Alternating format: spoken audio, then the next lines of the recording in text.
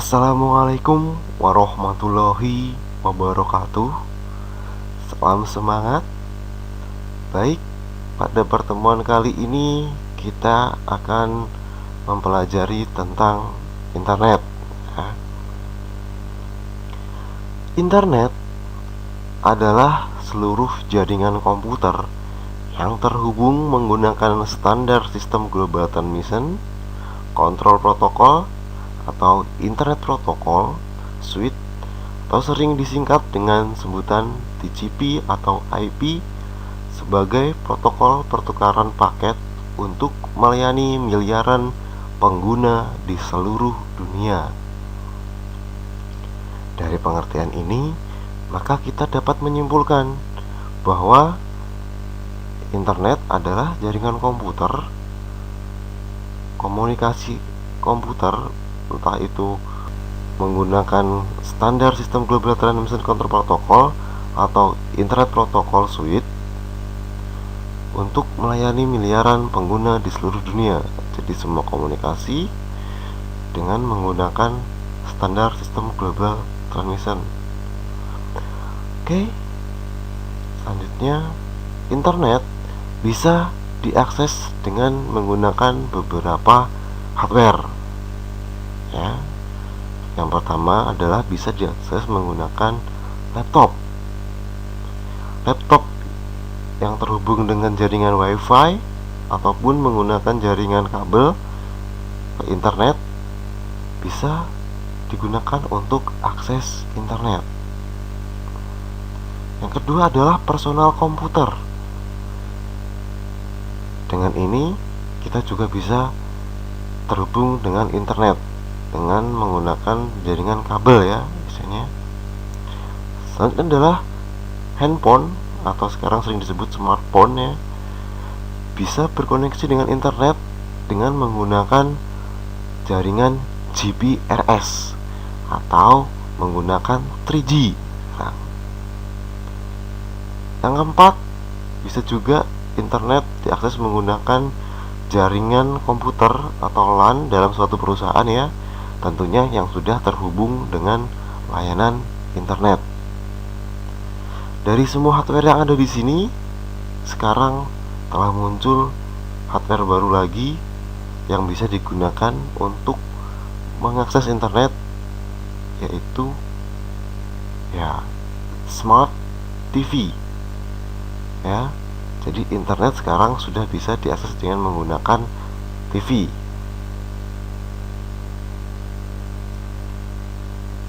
Sejarah internet. Pada tahun 1969, inilah dimana pertama kali internet dikembangkan oleh Advanced Research Project Agency Network atau ARPANET sebagai Departemen Pertahanan Amerika Serikat, ya. Ini adalah sebuah pertahanan Amerika Serikat, di mana pada tahun ini internet hanya dinikmati oleh kalangan militer saja, belum disebarluaskan. Hanya keperluan militer saja. Pada tahun 1972, Roy Tomlinson akhirnya berhasil menyempurnakan sebuah program email yang dirancang untuk ARPANET. Jadi inilah pertama kali email, ya, berhasil disempurnakan. Disusul juga kemunculan icon ad. Ya, kita lihat ada icon ad. Ini adalah icon ad yang sekarang sering kita gunakan pada layanan email, ya. Ternyata sudah ditemukan pada tahun 1972, ya, yaitu ikon yang mewakili lambang penting sebagai indikasi at atau pada. Pada tahun 1973, jaringan ARPANET mulai dikembangkan di luar Amerika Serikat. Jadi pada tahun 1973, internet sudah mulai dikembangkan di luar Amerika Serikat, yaitu nantinya bukan hanya kalangan militer saja, tapi akan dikembangkan lebih luas lagi.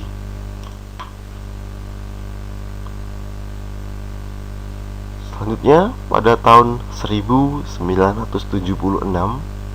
Ratu Inggris berhasil mengirimkan email dari Royal Signal dan Radar Establishment di Malvern.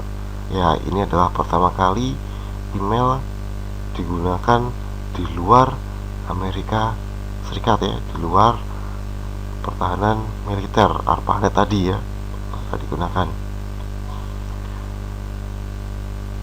Selanjutnya adalah pada tahun 1979, Tom Turcotte, Jim Ellis, dan Steve Belovin berhasil menciptakan newsgroup pertama dengan nama Usenet. Ini adalah pertama kali newsgroup ditemukan ya.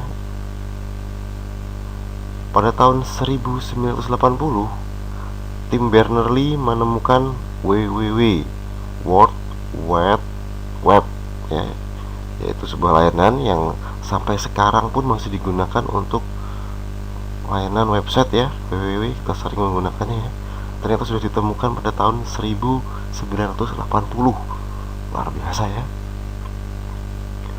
Selanjutnya adalah pada tahun 1994, di mana tahun ini sudah terdapat 3000 halaman website ya.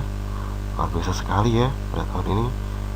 Dan di mana pada tahun ini lahirlah situs Yahoo ya, yang sekarang masih eksis ya, Yahoo. Ternyata pada tahun ini perkembangan website sangat luar biasa ya. 3000 halaman website sudah tercipta. Selanjutnya adalah syarat terhubung dengan internet. Oke, mari kita lihat apa saja syarat terhubung dengan internet. Yang pertama adalah modem ya, kita harus memiliki modem untuk terkoneksi dengan internet. Yang kedua adalah telepon ya, kita bisa menggunakan jaringan telepon juga untuk terhubung dengan internet. Yang ketiga, setelah kita terhubung dengan perangkat keras ini, kita butuh yang namanya perangkat lunak, yaitu software. Di sini kita butuh software browser ya. Di sini kita bisa menggunakan Opera, kita bisa menggunakan Internet Explorer, kita bisa menggunakan Google Chrome, kita juga bisa menggunakan Safari, kita bisa menggunakan Mozilla Firefox ya. Selanjutnya adalah ISP, Internet Service Provider ya. Selain kita mempunyai modem, tapi kita juga harus berlangganan Internet Service Provider, yaitu ke penyedia layanan internet ya. Kalau kita cuma modem aja tanpa kita isi kartunya, tanpa kita berlangganan ke internet, juga tidak bisa ya terkoneksi ke internet. Kita harus berlangganan, baru kita akan akses menggunakan software seperti itu. Selanjutnya adalah istilah dalam internet. Yang pertama, website, yaitu tempat sekumpulan halaman web milik seseorang atau suatu perusahaan yang dihimpun dan dikemas ya. Di sini maksudnya website adalah sekumpulan halaman web. Ingat, sekumpulan ya, perhatikan, bukan satu halaman saja, tapi sekumpulan. Itu baru dikatakan website.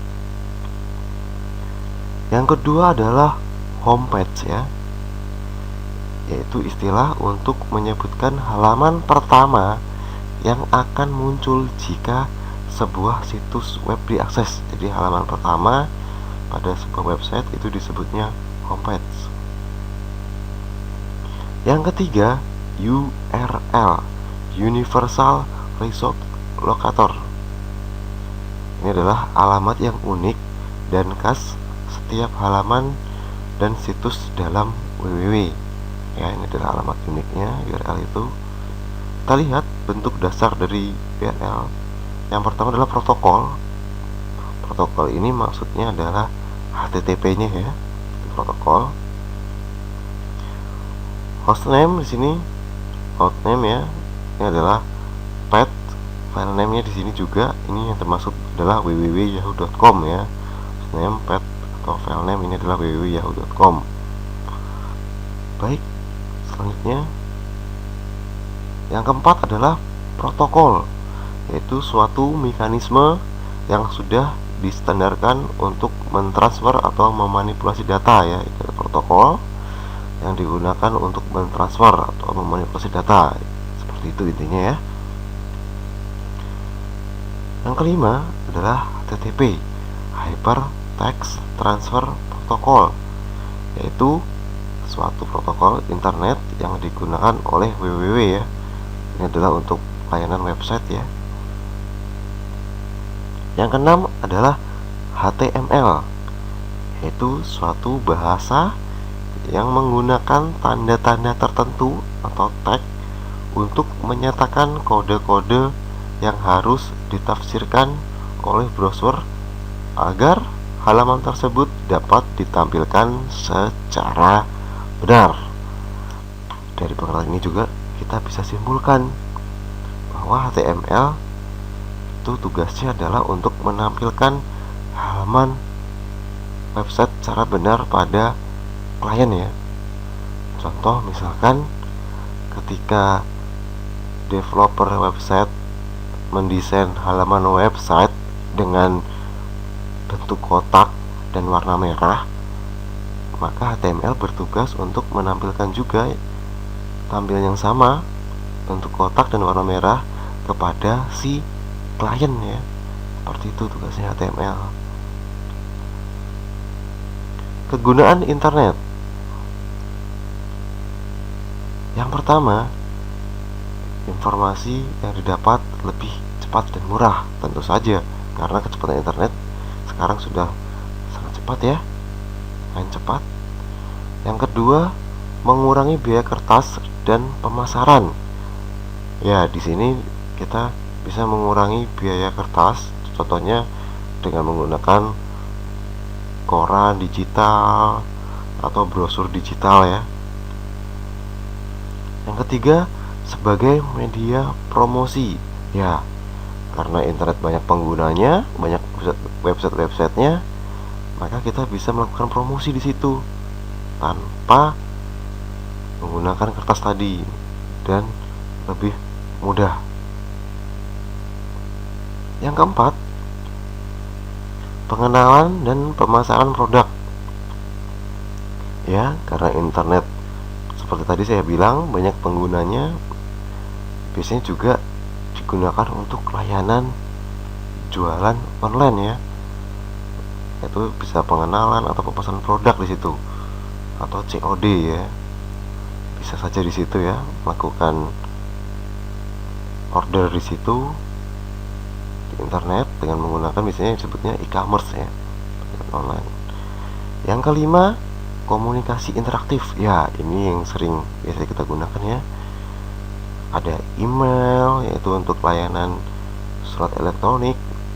Ada video conferencing untuk video, layanan videonya. Ada IRC ya, ini untuk layanan chattingnya. Ada juga VoIP untuk layanan suara, kita bisa menggunakan telepon lewat internet juga di sini. Yang keenam adalah sebagai alat penelitian dan pembangunan. Ya, pasti saja kenapa bisa dikategorikan sebagai alat penelitian dan pembangunan, karena di internet telah banyak sumber-sumber data ya yang bisa digunakan sebagai bahan penelitian ya. Di internet sudah sangat kaya sekarang ya, karena data-data banyak sekali terdapat di situ. Dan yang ketujuh adalah pertukaran data atau informasi. Sudah pasti ya, dari semua ini adalah intinya adalah pertukaran data.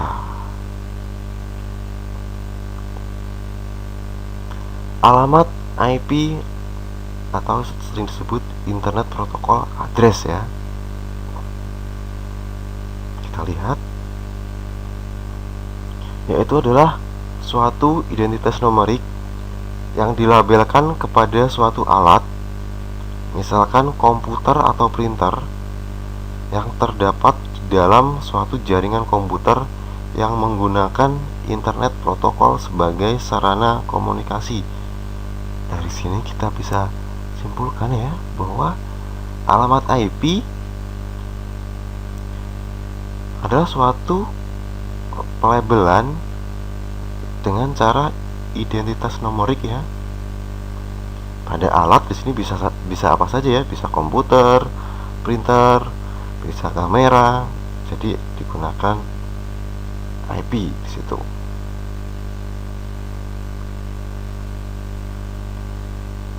Format penulisan IP address sekarang. Kita lihat format penulisan IP address.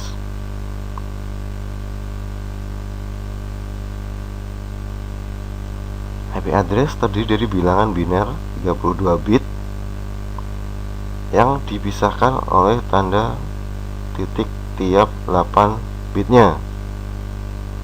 Kita lihat seperti apa. Ya, ini adalah penulisan untuk bilangan biner ya, 32 semuanya dibagi 8 bit yang dipisahkan oleh titik. Seperti ini. Dan semua ini akan dikonversi ke bilangan desimal. Seperti ini. Jadi lebih mudah ya sekarang.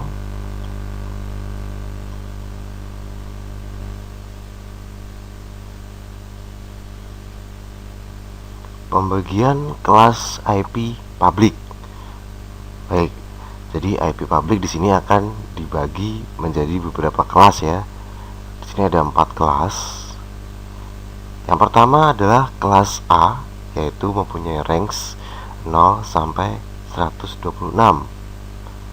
Kelas B mempunyai range 128 sampai 191.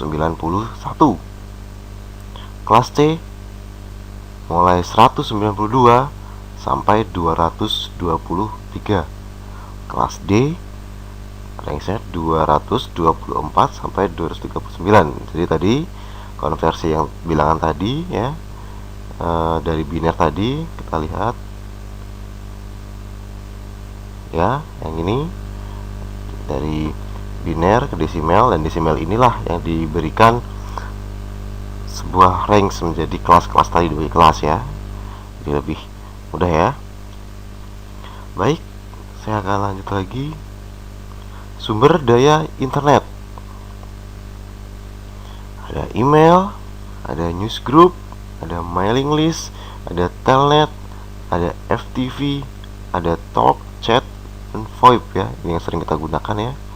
Ada www. Baik, kita akan bahas satu persatu sumber daya internetnya. Yang pertama, email. Ya, email atau kepanjangan dari electronic mail atau sering disebut surat elektronik, sebuah fasilitas komunikasi dalam internet yang berfungsi mengirim surat secara elektronik yang dapat menjangkau ke seluruh dunia. Baik, perhatikan di sini intinya pengertian internet adalah surat elektronik ya. Jadi pengiriman surat secara elektronik yang dapat menjangkau ke seluruh dunia. Kenapa dapat menjangkau ke seluruh dunia? Ya karena sekarang internet sudah di seluruh dunia ada. Seperti itu. Selanjutnya adalah newsgroup. Kita lihat ya, newsgroup, kelompok diskusi maya di internet ya. Maksudnya adalah kelompok diskusi di dunia maya ya, yang bisa diikuti oleh siapapun, bisa bergabung ke situ lalu berdiskusi menggunakan jaringan internet di dunia maya. Selanjutnya adalah mailing list, yaitu sebuah grup diskusi di internet di mana setiap orang bisa berlangganan dan berikut serta di dalamnya untuk secara otomatis akan dikirimi berita terbaru atau diskusi terbaru. Ya, di sini hampir mirip dengan newsgroup, tapi mailing list ini kita bisa berlangganan ya. Jadi dia akan dikirimi otomatis, yaitu berita terbaru atau diskusi terbaru. Berbeda dengan newsgroup. Newsgroup kita tidak akan dikirimi apa-apa ya. Newsgroup hanya diskusi saja pada suatu grup diskusi, itu keluar atau seperti apa ya, seperti itu aja. Tidak ada pengiriman, tidak ada berlangganan. Itu bedanya dengan mailing list. Telnet, sebuah protokol jaringan yang digunakan pada internet atau local area network untuk menyediakan fasilitas komunikasi berbasis teks interaksi dua arah yang menggunakan koneksi virtual terminal. Ya, LAN ini biasanya sering digunakan untuk bekerja dari rumah ya, tapi komputer ada di kantor, seperti itu ya. Orangnya di rumah, kita kerjakan dari rumah, kemudian di kantor untuk local area networkingnya. Tapi ini sekarang udah jarang digunakan karena ada isu bahwa internet kurang aman dari segi security-nya ya. Selanjutnya adalah FTP, File Transfer Protocol ya. Bisa kita lihat, yaitu adalah sebuah protokol internet yang berjalan di dalam lapisan aplikasi ya, yang merupakan standar untuk pengiriman berkas atau file komputer antar mesin dalam sebuah antar jaringan ya. Ya, untuk mudahnya di sini contohnya adalah download dan upload ya. Jika kita tidak ada fasilitas FTP, entah itu dalam sebuah website atau email, kita tidak bisa melakukan download dan upload ya. Di sini tidak akan bisa kita melakukannya. Ini sangat berperan sekali ya. Ini sering kita gunakan ya, file transfer protocol atau FTP.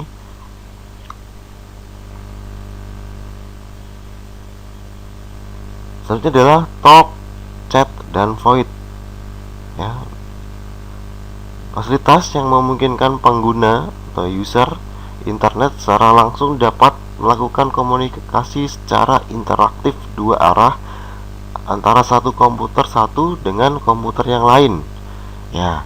Dengan menggunakan layanan talk, chat, ataupun VoIP, kita bisa langsung berkomunikasi secara langsung ya, interaktif. Jadi langsung dibalas, langsung keterima saat itu juga, langsung bisa dibalas saat itu juga. Oke, aplikasinya ada banyak contoh ya. Contohnya adalah Google Talk atau Gtalk sering disebutnya.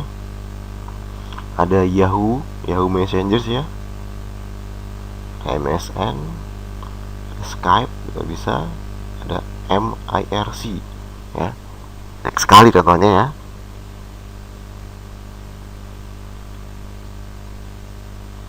World Wide Web. Nah, ini yang sekarang masih sering kita gunakan juga, adalah salah satu aplikasi internet yang sangat populer digunakan saat ini atau sering disebut the web atau website ya. Awalnya dikembangkan pada tahun 1990 di CERN, Laboratorium Fisika Partikel di Swiss. Oke, apa sih contoh seperti apa sih website? Kita lihat ya. Ini ada kelebihan website. Lihat dulu, kelebihan website adalah lebih satu user friendly ya. Iya, karena harus user friendly. Kenapa? Karena agar pengunjung lebih cepat memahami cara kerja website itu sendiri. Dua, terhubung melalui hypertext markup lanjut ya. Yang tadi saya bilang bahwa HTML fungsinya untuk apa? Untuk menampilkan website ke area klien agar sesuai dengan yang didesain oleh developer ya. Jenis-jenis domain di sini kita lihat ada company, yaitu com. Kita lihat com artinya company, sifatnya komersil, milik perusahaan swasta atau lembaga usaha pencari laba ya. Kita lihat di sini com. Tapi sekarang udah banyak yang menggunakan ya com, bukan hanya perusahaan, orang pun bisa. Selanjutnya adalah ORG atau organization, itu situs milik organisasi atau yayasan yang tidak mencari laba. .ac, udah sering kita tahu ini ya, akademik, situs tentang pendidikan atau perguruan tinggi. Ada juga .net, network, situs berupa jaringan dari URL atau web lainnya. Ada .mil, military, yaitu situs milik militer. Ada gov atau .go, yaitu milik government, yaitu sebuah situs milik pemerintah. Definisi dari browsing sekarang adalah suatu aktivitas menjelajahi di internet dengan menggunakan software browser, misalkan Mozilla, Firefox, Opera, Opera bisa ya, Google Chrome, Internet Explorer bisa ya, bisa kita gunakan semuanya. Oke, ini contohnya. Ini lambang dari Opera, ini Internet Explorer, ini Google Chrome, ini Safari, dan ini Mozilla Firefox. Struktur halaman web. Oke, kita lihat struktur halaman web. Yang pertama adalah HTTP, yaitu sebuah service transfer yang digunakan di dalam web. www, yaitu alamat informasi di internet. Dan yang terakhir adalah BCSID, ini merupakan informasi yang dituju atau yang diinginkan dalam internet. Jadi inilah penamaannya ya. Ini yang berubah. Kalau ini biasanya semua akan seperti ini bentuknya, tapi yang inilah alamat dari domainnya. Website, oke, sekarang adalah sebuah halaman informasi yang disediakan melalui jalur internet sehingga bisa diakses di seluruh dunia selama terkoneksi dengan jaringan internet. Oke, jadi halaman informasi ya yang bisa diakses seluruh dunia. Kita lihat contohnya seperti apa. Ada SSID, ada permana, ada detik.com seperti ini. Contoh website ya. Web hosting dan domain. Oke, kita akan membahasnya. Web hosting adalah tempat seseorang bisa menyimpan data atau dokumen di sebuah web server di mana data atau dokumen itu tersambung dengan internet dengan harapan dapat diakses oleh orang lain. Jadi web hosting bisa kita simpulkan bahwa tempat menyimpan dokumen ya, di mana tempat menyimpan itu bisa tersambung ke internet. Domain adalah nama unik yang diberikan untuk mengidentifikasi nama server komputer seperti web server atau email server di jaringan komputer ataupun internet. Jadi web hosting adalah tempat menyimpannya, domain adalah identifikasi untuk alamatnya. Oke, saya akan menggambarkan analoginya web hosting dan domain. Hosting ibaratnya adalah sebuah rumah ya, dimana kita letakkan di hosting ada CSS, ada JavaScript, ada tampilan-tampilan. Nah, seperti hanya rumah juga ada pintunya, ada atapnya, ada ventilasi udaranya, seperti itu ya. Sama hosting pun juga seperti itu, tempat menyimpan file-file website kita. Nah, kalau domain seperti apa? Domain adalah alamatnya. Misalkan rumah ini beralamat di blok B22 Depok seperti ini. Ya, itu domainnya, sama saja seperti itu domainnya. Jadi kalau kita ingin ke rumah ini, kita harus lewati atau kita harus menuju ke blok B22 Depok ya. Sama seperti itu. Misalkan kalau kita ke halaman sebuah situs, kita harus tahu domainnya. Misalkan www.bscsid, maka kita harus lakukan ketik URL itu untuk memasuki hosting BSCSID seperti itu. Search engine. Apa sih search engine? Oke, kita akan lihat. Search engine adalah aplikasi yang terdapat situs-situs milik perusahaan besar yang memungkinkan kita dapat memperoleh informasi yang lebih luas dan banyak, baik berupa website maupun gambar. Oke, kita lihat contohnya seperti apa sih gitu ya. Jadi intinya kalau kita lihat dari pengertian ini, sebenarnya itu adalah suatu alat untuk mencari informasi yang banyak atau luas ya. Contohnya apa? Kita bisa mencari halaman website, kita bisa mencari gambar, kita bisa mencari beberapa file-file PDF yang ada di website atau di server. Jadi kita bisa melakukan pencarian lebih luas di seluruh dunia ya. Oke, contohnya seperti apa sih web search engine ini? Ya, yang paling terkenal adalah Google ya. Kita tahu ada banyak sekali ya search engine ya. Ada Yahoo juga punya search engine, ada Netscape, ada Bing juga, ada Alexa, banyak sekali ya, ada MSN sekarang. Oke, sampai di sini pertemuan kali ini. Semoga ilmu ini dapat bermanfaat. Sampai jumpa, ketemu di lain waktu. Assalamualaikum warahmatullahi wabarakatuh.